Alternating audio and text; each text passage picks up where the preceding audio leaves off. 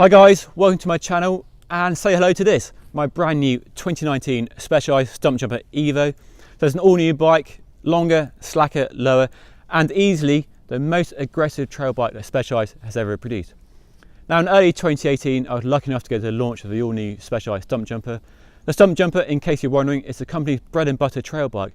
A trail bike that needs to apply to a wide range of people, different rider requirements and so on. And they cater for that with a short travel, long travel, big wheels, small wheels and carbon and aluminium frame options. They updated the frame design, revised the suspension and updated the geometry. So a lot going on, a lot of changes. But they also brought back the Evo. Now in the past they've used the Evo to signify a more aggressive version of a regular Stumpjumper. Bigger tyres, bigger fork, wider handlebars and so on. For 2019 they brought back the Evo, but instead of being based on a regular Stumpjumper, they've developed an all new bike that, yes, it shares a lot of features with that regular Stumpjumper, but that's all it shares really. There's a lot of new stuff going on, and the most radical feature of the bike is the geometry. You have a choice of two wheel sizes, 27.5 and 29, and two sizes, S2 and S3. So not small, medium, large, but S2 and S3, which is all to do with the reach. So this here is a 29er S3, the longest version you can get, and the reach on this bike is 475 millimeters. That's roughly in line with some of the longer bikes out there, but it's not the longest, but it's definitely longer than anything Specialized has done before. You have a 63.5 head angle on this bike in the slackest setting. You can make it a little bit steeper with an adjustable chip on the linkage down there. Very diddy head tube, a reasonably steep seat angle and a long wheelbase. So all numbers that look good on paper and hopefully should transfer to really good performance on the trail. Yeah, it really points to where trail bikes are evolving and where riders are taking these new modern progressive geometry trail bikes. Let's have a look at some of the details, and I've got a handy stick so I can point them out. Here we go. So like the regular Stumpjumper, got this sidearm design which they first featured on the demo downhill bike, or Bear do a similar thing as well but on the other side. The idea is basically to maximise stiffness and keep the weight low.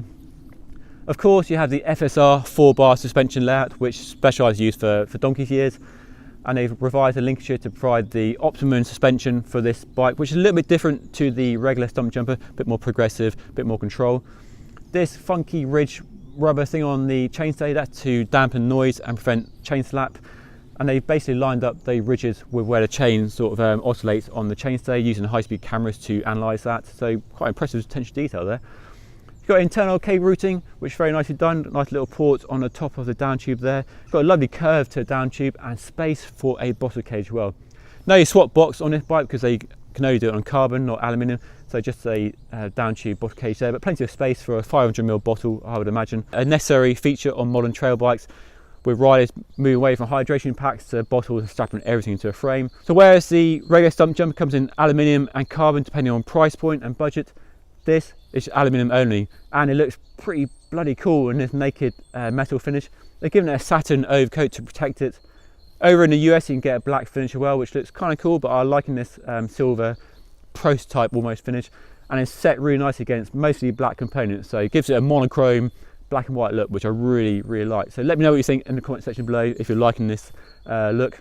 I just like the understated graphics as well. Got a logo on the front of the head tube, little one on the seat tube, and there's nothing on the down tube at all, so it's really understated, really minimalist. I really like that. Not too heavy on the branding. Some bikes can be a bit like wow, a bit in your face, but that, you know, look really good.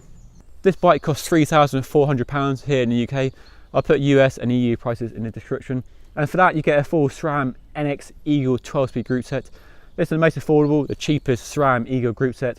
So it's a bit heavier, quite a bit heavier than the higher end Eagle group set, but you're getting 12-speed and all that range and simplicity at quite a low price. Got SRAM code brakes as well, so plenty of power with the 200mm rotors I mentioned as well. The wheels are Roval Traverse, so Specialized wheels basically.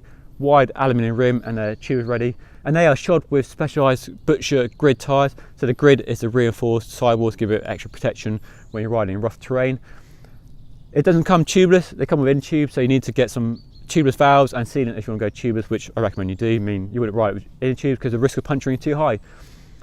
Finishing equipment is mostly Specialized. You've got an 800mm riser bar, quite a rise actually to counteract the fact you have a very stubby head tube. Diddy short stem, Specialized lock-on grips and a nice Specialized saddle, and the dropper post is a 150mm X Fusion item with Specialized using their own lever. So all nice, no nonsense equipment. The shock in question here is a Fox DPX2 with adjustable compression, easy to access the air valve there as well. That's matched by a Fox 36 grip damper fork up front as well, with 150mm travel at the front and 140mm at the back. And it's quite a lot of bike for the money. It's a little bit heavy though. I put it on the scales and it came out at 34 pounds. That's with inner tubes and no pedals. So my first job to get this bike up and running for riding is to get rid of the inner tubes and go tubeless, and really see if that weight is much of an issue when you're actually riding and whether it impacts performance or not. It's heavier than I would like. 30 pounds is my sort of threshold for a trail bike. So we'll see how the weight actually manifests itself on the trail. Yeah, I can't wait to ride it really. I'm pretty excited about this bike. It might not be showing it, but I'm really looking forward to riding it. I love the look of it. I love its monochrome, black and white, prototype finish. The black components reset the frame off really nicely. It's one of the most exciting bikes of 2019, I think, and it's the most exciting bike I've seen from Specialized in a long time, so I can't wait to ride it. So yeah, that's all for now. I'm going to go off and go riding, and I'll give you an update in my next video. So make sure you subscribe to my channel so you don't miss that. And if you've got any questions on this bike, do let me know in the comment section below. I'll do my best to answer them. Because I've ridden this bike a little bit, and I've ridden the regular Stumpjumper at the launch in Spain last year.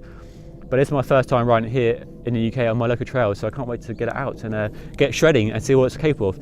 So yeah, stay tuned for that, and I'll see you all again next time.